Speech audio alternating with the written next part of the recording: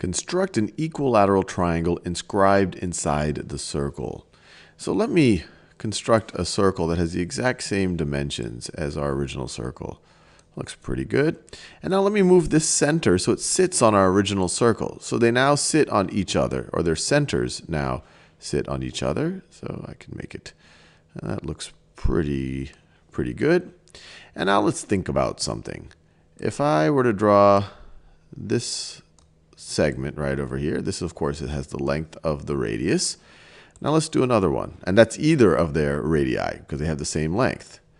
Now let's center this at our new circle. Let's center it at our new circle and take it out here. Now this is equal to the radius of the new circle, which is the radius same as the radius of the old circle, is going to be the same as this length here. So these two segments have the same length. Now, if I were to connect that point to that point, this is a radius of our original circle. And so it's going to have the same length as these two. So this right over here, I have constructed an equilateral triangle. Now, why is this at all useful?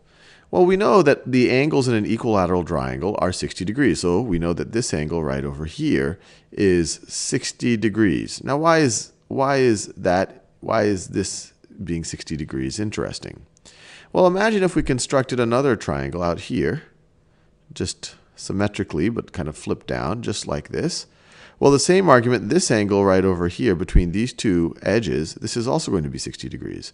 So this entire interior angle, if we add those two up, are going to be 120 degrees.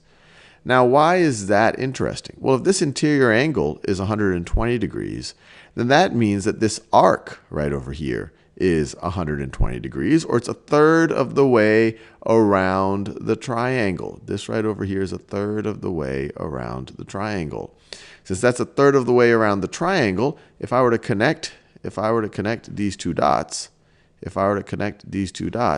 that is going to be this right over here is going to be a side of our equilateral triangle. It's this right over here. It's secant to an arc that is 1/3 of the entire circle.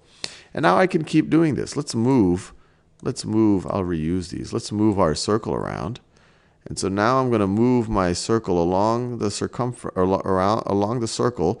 And what I want, again, I just want to intersect these 2 points. And so now let's see. I could take one of these, take it there, take it there. Same exact argument. This angle that I haven't fully drawn, or this arc you could say, is 120 degrees.